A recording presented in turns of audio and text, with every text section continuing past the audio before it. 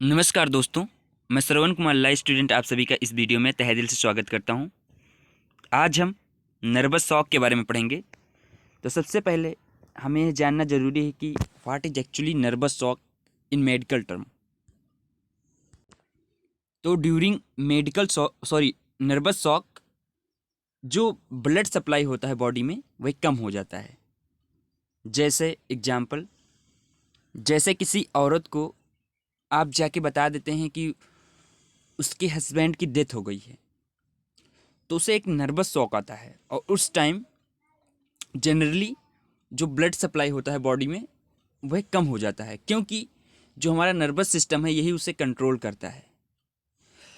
तो इस वजह से उसे ड्रॉपजीनेस मतलब उसे बेहोशी की महसूस हो सकती है और मेंटल डिसऑर्डर क्रिएट होता है। तो लेट्स स्टार्ट, इसको आगे पढ़ते हैं कि क्या होता है एक्चुअली इसमें। तो nervous shock earlier no action could be taken for any mental suffering emotional disturbance caused by negligence of defendant. तो पहले टॉर्ट लॉ में कोई भी एक्शन नहीं लिया जा सकता था यदि कोई मेंटल सफरिंग हो या इमोशनल डिस्टर्बेंस हो जो किसी नेग्लिजेंस के द्वारा कॉज्ड हुआ हो। But however it is now recognized that if by reason of an acute shock to the nervous system the activities of the body are impaired and incapacitated from functioning normally, there is clear body injury। तो अब जो है अगर nervous shock होता है तो उसमें भी टॉर्ट का क्लेम कर सकते हैं और कंपनसेशन दिया जाता है। लेकिन कहाँ कंपनसेशन दिया जाता है इसको समझना भी बहुत ज़रूरी है। जैसे अगर अगर डिफेंडेंट को मालूम है कि उसकी वजह से या उसके एक्ट के द्वारा अदर व्यक्ति नर्वस शॉक से अफेक्टेड हो जाएगा तो उसके लिए लायबल होगा। लेकिन अगर वह फोर्सिंग नहीं कर सकता, मतलब डिफेंडेंट को फोर्सिनेबल होना चाहिए, ठीक, फोर्सिनेबल होना चाहिए। अगर जो एक्ट कर रहा है और उसे फोर्सिनेबल है कि इस एक्ट की वजह से अदर व्यक्ति को ऐसा कुछ कॉज हो सकता है, मतलब नर्वस शॉक कॉज हो सकता है, तब जाके डिफेंडेंट लायबल होगा। नहीं तो अदरवाइज अगर वह फोर्सिंग नहीं कर सकता कि उसके एक्शन से किसी अदर व्यक्ति को प्रॉब्लम क्रिएट होगा तो वह यानी डिफेंडेंट नर्वस शॉक टॉर्ट के लिए लायबल नहीं होगा। तो चलिए हम कुछ एग्जाम्पल्स को भी तो चलिए इस एग्जाम्पल को देखते हैं। The defendant by way of practical joke informed the plaintiff that her husband had his leg broken in an accident. The plaintiff got a nervous shock and became the seriously ill. Held the defendant was liable. तो जैसे ए एक B का friend था, तो ए ने B को बताया कि बी के हस्बैंड का एक पैर टूट गया है, मतलब किसी एक्सीडेंट में, और बी को नर्वस शॉक आ जाता है और वह सीरियसली इल हो जाती है। तो यहाँ पर ए एंटिसिपेट कर सकता था, ए फोर्सिंग कर सकता था कि अगर वह ऐसी घटना के बारे में बी को बताएगा तो उसे नर्वस शॉक आ सकता है। तो यहाँ पर जो डिफेंडेंट ए है उसे वह फोर्सिंग कर सकता है, वह एंटिसिपेट कर सकता है कि बी को नर्वस शॉक आ सकता है। इसलिए यहाँ पर जो ए के द्वारा एक्ट हुआ और बी उसकी वजह से सीरियसली इल हुआ, यहाँ पर ए यानी डिफेंडेंट ए को हम नर्वस शॉक के लिए लायबल हेल्ड कर सकते हैं और बी इससे कंपनसेशन के लिए क्लेम कर सकता है।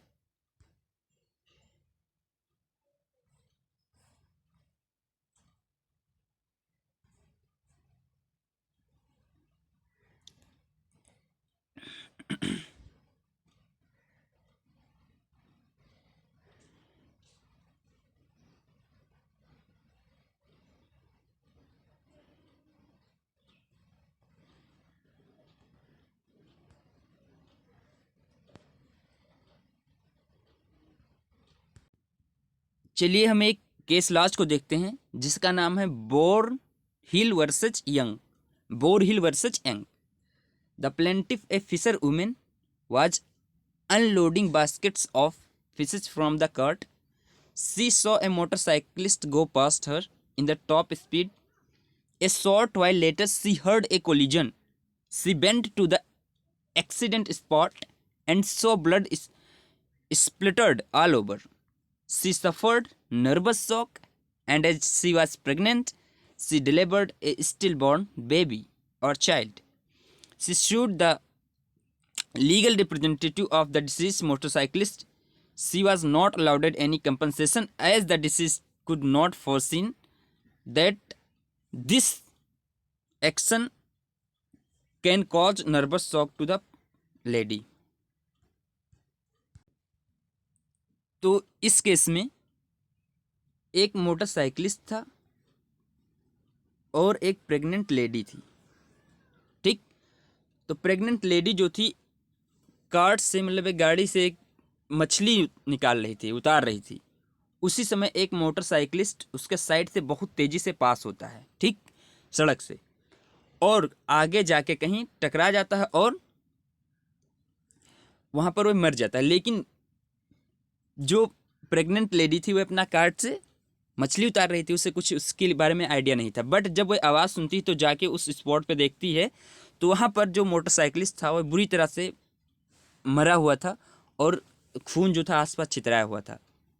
तो इसकी वजह से उस ब्लड को, स्प्लिटर्ड ब्लड को देख के वह जो प्रेग्नेंट लेडी थी वह अपने चाइल्ड को समय से पहले ही मतलब बॉर्न कर देती है। तो इस वजह से ये इस वजह से होता है क्योंकि मोटरसाइकिलिस्ट जो वहाँ पर मरा पड़ा था उसके ब्लड को देखकर इस प्रेग्नेंट लेडी को नर्वस शॉक आ जाता है और इस वजह से जो चाइल्ड था वह समय से पहले ही बॉर्न हो जाता है। तो यहाँ पर लेडी ने मोटरसाइकिलिस्ट के परिवार के ऊपर, जो भी उसका लीगल रिप्रेजेंटेटिव था, उसके ऊपर केस शूट करती है और क्लेम करती है डैमेजेज। बट यहाँ पर कोर्ट सीधा सा मना करता है कि जो मोटरसाइकिलिस्ट था उसकी कोई भी ड्यूटी ऑफ केयर नहीं थी इस प्रेग्नेंट लेडी के प्रति, क्योंकि यहाँ पर जो मोटरसाइकिलिस्ट था वो फोर्सिंग नहीं कर सकता था कि मैं मोटरसाइकिल से जाऊंगा और कहीं मेरा एक्सीडेंट हो जाएगा और कहीं दूर खड़ी लेडी सुन के आएगी और वहाँ मुझे देखेगी और उसे नर्वस शॉक आ जाएगा।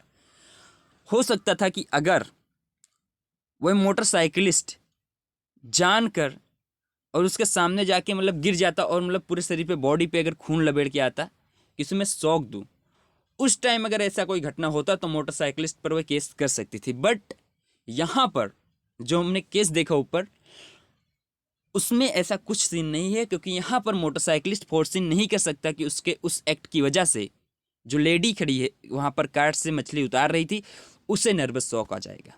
तो इसलिए आपको, मुझे लग रहा है कि आपको क्लियरिटी हो गई होगी कि नर्वस शॉक का क्लेम तभी किया जा सकता है जब डिफेंडेंट को फोर्सिनेबल हो कि उसके एक्शन की वजह से किसी अदर को नर्वस शॉक आ सकता है। तो मुझे लगता है कि आपको ये कॉन्सेप्ट समझ में आ गया होगा, और ऐसे ही अच्छे अच्छे और नॉलेजेबल वीडियो देखने के लिए मेरे चैनल को सब्सक्राइब करें और वीडियो को लाइक करें। Thanks for watching. जय हिंद।